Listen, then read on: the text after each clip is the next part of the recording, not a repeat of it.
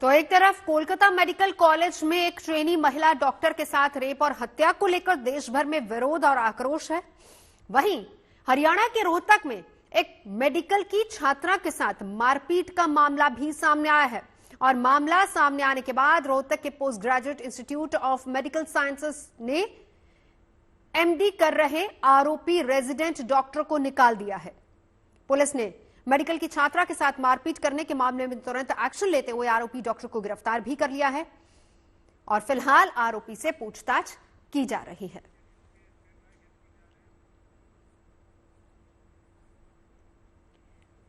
तमाम खास मेहमान हमारे साथ जुड़ चुके हैं। आज चर्चा इसी पर करेंगे कि कैसे बेटियां सुरक्षित होंगी। कहने को आरक्षण दे दिया जाता है, लेकिन क्या वाकई महिला सुरक्षित है या नहीं है? कैसे बेटी को पढ़ाएंगे जब वो सुरक्षित ही नहीं है? परिचय करा देती हूँ। निर्मल कौर, फॉर्मर डीजीपी झारखंड, हमारे साथ मौजूद हैं। सीमा कुशवाहा हमारे साथ है, वुमेन राइट एक्टिविस्ट हैं और एडवोकेट भी हैं सुप्रीम कोर्ट से। हमारे साथ इस वक्त मौजूद है डॉक्टर स्वाति महेश्वरी, फिजिशियन है और सोशल एक्टिविस्ट भी हैं और हमारे साथ आशुतोष श्रीवास्तव जी, वकील हैं, हमारे साथ जुड़ चुके हैं। सबसे पहले निर्मल कौर जी, आप ही के पास आते हुए, देखिए नारे दिए जाते हैं और यहां तक कि महिला की सुरक्षा को लेकर बहुत कुछ किया भी जाता है, चाहे वो हेल्पलाइन नंबर्स की बात हो या हर जगह पर महिलाओं के लिए किसी न किसी कोई सुरक्षा पॉइंट्स बनाए जाते हैं। लेकिन क्या वजह, सबसे पहली बात तो वजह आप क्या देखते हैं कि आज की तारीख में भी महिलाएं सुरक्षित नहीं है? 21वीं सदी है, नारे हर मंच से दिए जाते हैं कि बेटी बचाओ बेटी पढ़ाओ, लेकिन क्यों नहीं बेटी को बचा पा रहा है समाज? बेटी को पढ़ाने के बावजूद नहीं बचा पा रहा है। बिल्कुल कि बहुत ही कॉम्पिटिटिव एक एमबीबीएस एग्जाम भारत में जो इतना प्रेस्टिजियस, उसमें एडमिशन लेना ही है, उसकी पीजी की छात्रा को हम लोग नहीं बचा पाए। तो पढ़ाना मतलब बेटी बचाओ बहुत ही कठिन स्लोगन है। और अगर इसके बहुत सारे कारण है, मतलब बहुत सारे कारण है परत दर परत, बट उन लेयर्स के अगर हम नीचे जाए तो मेरे ख्याल से बेसिक कारण एक है कि समाज की मानसिकता। हम लोग औरतों को बराबर नहीं समझते हैं, उनके बाहर निकल के काम करने के हक को वैसे थ्योरेटिकली वर्बलाइज करते हैं। हम कहते हैं कि उन्हें आना चाहिए, देश की आर्थिक इकोनॉमी में पूरा भाग लेना चाहिए, हर जगह कंधे से कंधा मिलाना चाहिए, चाहे वो राजनीति हो, चाहे वो आर्थिक क्षेत्र हो, चाहे वो कोई भी क्षेत्र हो, सामाजिक क्षेत्र हो।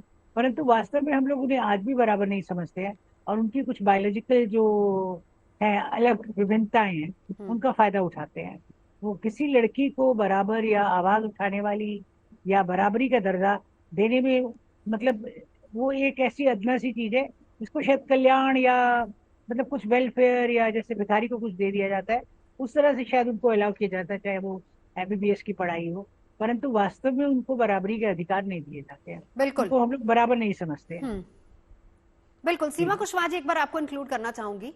अभी एक अगर हम साथ ही साथ उसका वीडियो, आगरा वाला वीडियो भी चला पाए, जरा वो भी दिखाइएगा। इस वीडियो को जरा गौर से देखिए। वो लड़की अपनी स्कूटी में पेट्रोल भरवाने जा रही है। मतलब अगर लड़की रात के अंधेरे में सड़क पर निकल गई है, इसका मतलब यह है कि वो एक ऑब्जेक्ट है, उसका इस्तेमाल कर लो, उसको किसी भी तरीके से। अब जिस तरीके से, एक बार वो वीडियो चलाई, देखिए जिस तरीके से उसके साथ ये छेड़खानी हो रही है, उसकी स्कूटी के पीछे पैर लगाकर स्कूटी को धक्का दिया जा रहा है। यहां पर उसका एक्सीडेंट भी हो सकता था, उसकी जान भी जा सकती थी। कौन इतनी लिबर्टी दे देता है? कैसे एक यहां पर मनचले इस बात की लिबर्टी ले लेते हैं कि लड़की स्कूटी पर जा रही है तो ठीक है, हमारा हक बन जाता है कि हम उसके साथ छेड़खानी करें, बावजूद इसके जबकि उत्तर प्रदेश में लॉ बहुत सख्त है। अभी हाल फिलहाल में आपने लखनऊ वाला मामला देखा होगा कि बारिश में जिस तरीके से मनचलों ने उस लड़की के साथ बदतमीजी की थी, वो आज सलाखों के पीछे हैं, हालांकि ये भी अरेस्ट हो चुके हैं बावजूद इसके। जी देखिए, क्या है कि ये जो दो एक्यूज हैं जो कि अरेस्ट करे जा चुके हैं आगरा वाले मैटर में, ये वो सिर्फ दो एक्यूज नहीं है, वो लड़के नहीं है, वो एक विमेन के अगेंस्ट जो मानसिकता है, जो उसको ऑब्जेक्ट समझती है, वो जीता जागता उदाहरण है उसके, कि हमारी बेटियां अगर रात में निकलेंगी तो हम उनके साथ छेड़खानी करेंगे। और इन जनरल जो सोसाइटी का परसेप्शन है, आप देखेंगे यही कहा जाएगा, वो उतनी रात में बेटियां क्यों पेट्रोल भरवाने गई थी, दिन में क्यों नहीं गई। जब इस तरीके के आर्गुमेंट्स आते हैं दूसरे साइड से, तो ऐसे मनचलों के हौसले बढ़ते। ये दोनों कॉन्फ्लिक्ट चीजें हैं।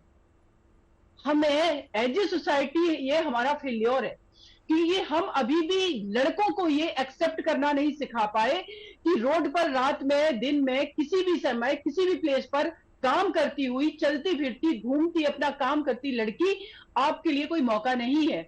उनको एक्सेप्ट करना सीखो, उनकी स्वतंत्रता को, उनके काम को, उनके पॉइंट ऑफ व्यू को, उनके हर चीज को एक्सेप्ट करना सीखो।